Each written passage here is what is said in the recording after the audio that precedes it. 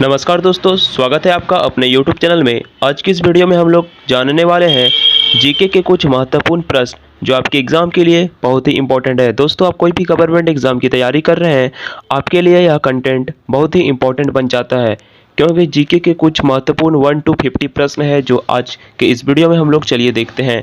वो रहे कार्य का मात्रक है। दोस्तों, कार्य का मात्रक क्या है? तो कार्य का मात्रक जूल है। ऑप्शन नंबर ए इस क्वेश्चन का राइट आंसर हो जाएगा। नेक्स्ट क्वेश्चन बोल रहा है प्रकाश वर्ष इकाई है। प्रकाश वर्ष इकाई है दूरी का, ये आपने पढ़ा ही होगा। ऑप्शन नंबर ए इस क्वेश्चन का राइट आंसर हो जाएगा। नेक्स्ट क्वेश्चन बोल रहा है एम्पियर का मात्रक है। एम्पियर का मात्रक विद्युत धारा, विद्युत धारा का मात्रक है एम्पियर। एम्पियर विद्युत धारा का मात्रक है। ऑप्शन नंबर सी इस क्वेश्चन का राइट आंसर। नेक्स्ट क्वेश्चन बोल रहा है निम्नलिखित में से समय का मात्रक नहीं है। समय का मात्रक नहीं है, निम्न में से कौन सा ऑप्शन सही होगा? तो प्रकाश वर्ष समय का मात्रक नहीं है।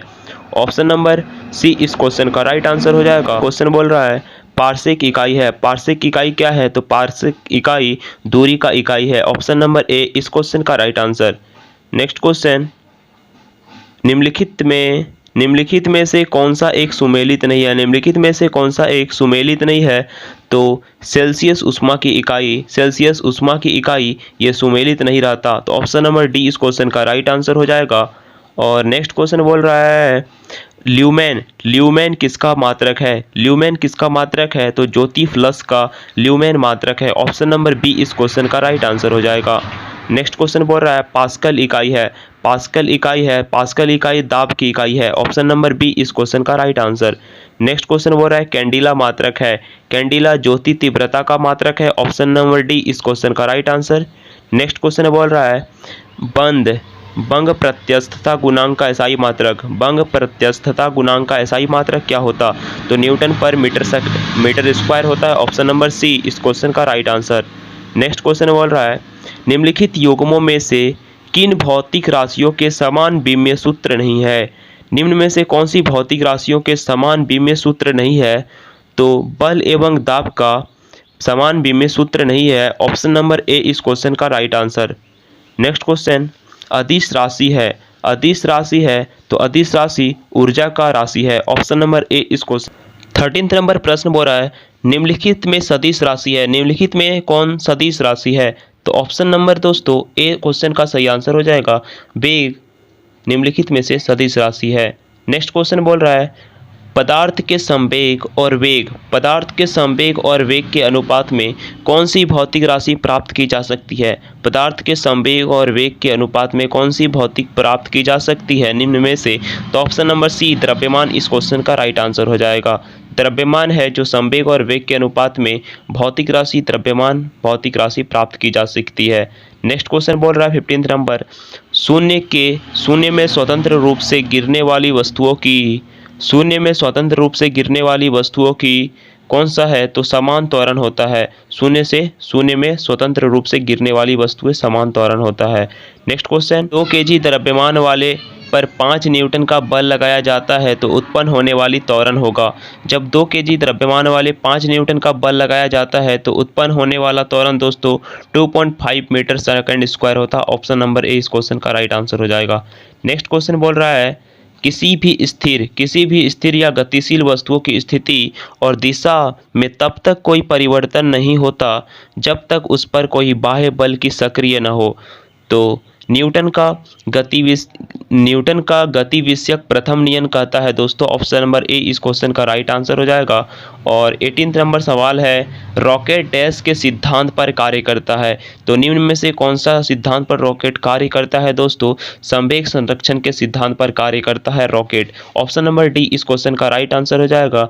और बहुत ही महत्वपूर्ण प्रश्न है दोस्तों जो आपके एग्जाम के लिए बार बार पूछे जाते हैं, वही सब प्रश्न है इसमें।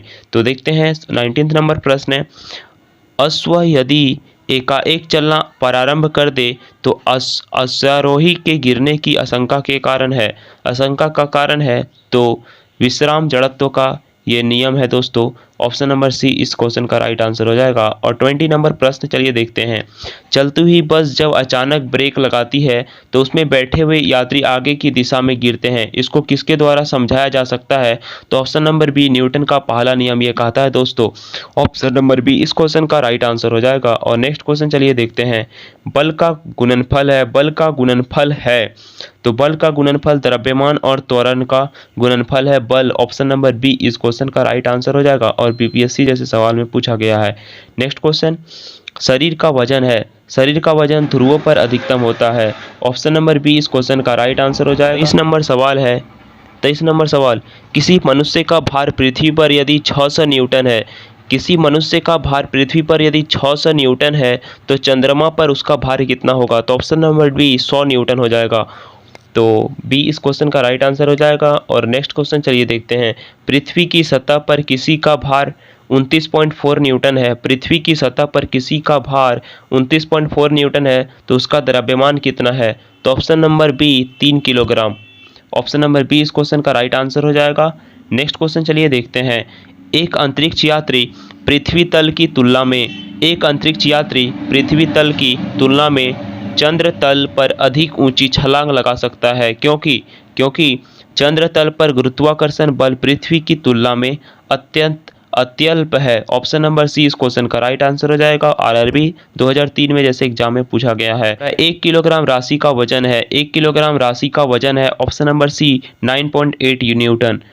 1 किलोग्राम राशि का वजन कितना है? तो 9.8 न्यूटन। ऑप्शन नंबर सी इस क्वेश्चन का राइट आंसर हो जाएगा। नेक्स्ट क्वेश्चन बोल रहा है, जड़त्व आघूर्ण व कोणीय त्वरण का गुणनफल होता है, जड़त्व आघूर्ण व कोणीय त्वरण का गुणनफल होता है। तो ऑप्शन नंबर बी टॉर्क इसका सही आंसर हो जाएगा। नेक्स्ट क्वेश्चन बोल रहा है, जल के आयतन में क्या परिवर्तन होगा, जल के आयतन में क्या परिवर्तन होगा यदि तापमान 9 डिग्री सेल्सियस से गिरकर 3 डिग्री सेल्सियस कर दिया जाए? तो जल के आयतन में क्या परिवर्तन होगा? तो आयतन पहले घटेगा और बाद में बढ़ेगा। और ऑप्शन नंबर सी इस क्वेश्चन का राइट आंसर हो जाएगा। और जैसे यूपी पीसीएस जैसे सवाल में पूछा गया है ये प्रश्न है 29 नंबर। एक बीकर में पानी पर बर्फ तैर रही है, जब बर्फ पूर्णतः पिघल जाएगी तो बीकर में पानी का तल क्या होगा? उतना ही रहेगा। ऑप्शन नंबर सी इस क्वेश्चन का राइट आंसर हो जाएगा। और आरआरबी एमपीपीसीएस जैसे सवाल एग्जाम में पूछा गया है। नेक्स्ट क्वेश्चन बहुत ही इंपॉर्टेंट प्रश्न है। जब किसी बोतल में पानी भरा जाता है, जब किसी बोतल में पानी भरा जाता है और उसे जमने दिया जाता है तो बोतल टूट जाती है, क्योंकि जब किसी बोतल में पानी भरा जाता है और उसे जमने दिया जाता है तो बोतल टूट जाती है, क्योंकि दोस्तों पानी जमने पर फैलता है। ऑप्शन नंबर ए इस क्वेश्चन का राइट आंसर हो जाएगा। नेक्स्ट क्वेश्चन, सड़क पर चलने की अपेक्षा बर्फ पर चलना कठिन है, क्योंकि बर्फ में सड़क की अपेक्षा घर्षण कम होता, बर्फ में सड़क की अपेक्षा घर्षण कम होता है, इसलिए सड़क पर चलने की अपेक्षा बर्फ पर चलना कठिन है। ऑप्शन नंबर डी इस क्वेश्चन का राइट आंसर हो जाएगा। नेक्स्ट सवाल, एक नदी में चलता हुआ जहाज समुद्र में आता है तब जहाज क्या होगा?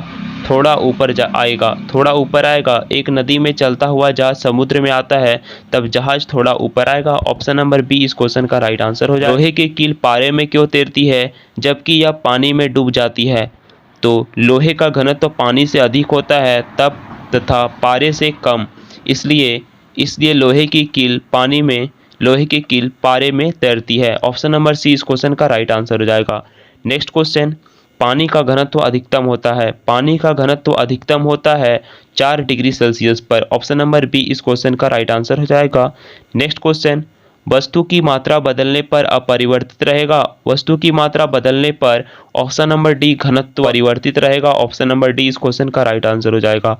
नेक्स्ट क्वेश्चन, समुद्र में वन करते आइसबर्ग का कितना भाग समुद्र की सतह पर ऊपर रहता है?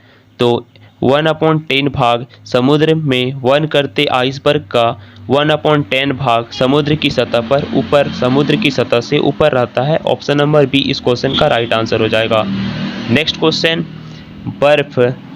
दोस्तों, बर्फ के दो टुकड़ों को आपस में दबाव पर दबाने पर बर्फ के दो टुकड़ों को आपस में दबाने पर टुकड़े आपस में चिपक जाती हैं, क्योंकि दाब अधिक होने से बर्फ का गलनांक घट जाता है। तो ऑप्शन नंबर ए इस क्वेश्चन का राइट आंसर हो जाएगा। 38 नंबर सवाल है, हवाई जहाज से यात्रा करते समय पेन से स्याही निकलने लगती है। हवाई जहाज से यात्रा करते समय पेन से स्याही निकलने लगती है क्योंकि दोस्तों वायु दाब में कमी के कारण इसलिए होता है यह घटना। इसलिए ऑप्शन नंबर ए इस क्वेश्चन का राइट आंसर हो जाएगा।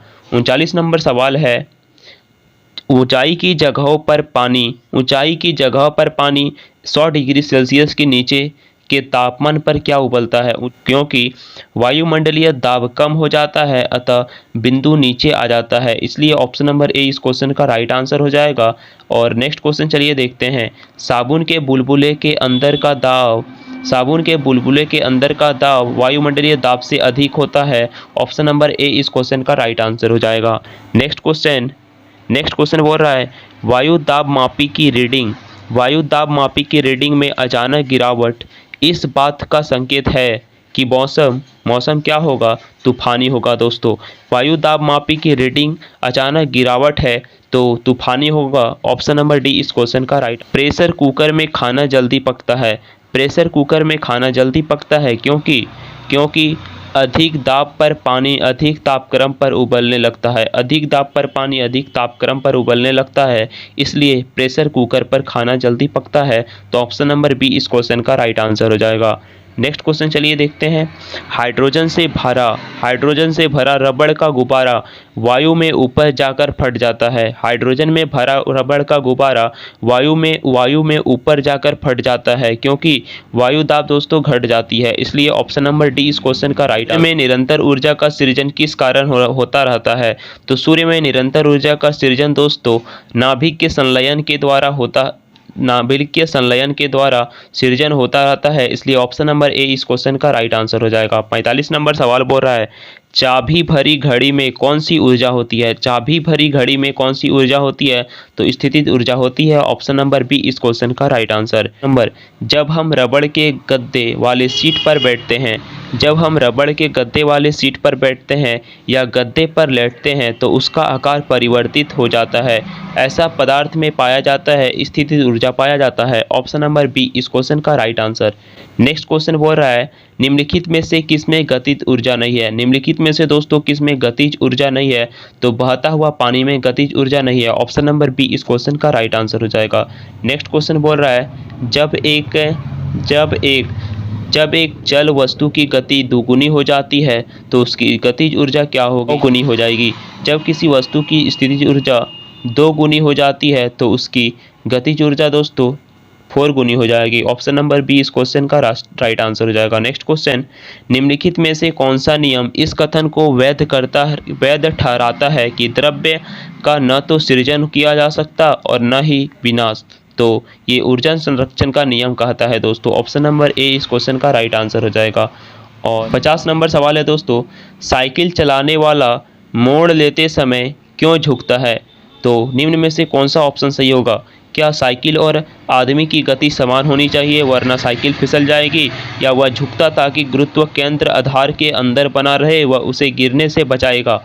वह झुकता है ताकि वक्र मार्ग पर चलने के लिए पहियों पर दबाव डाला जा सके? वह झुकता है क्योंकि वक्र की ओर तेजी से पार कर सके?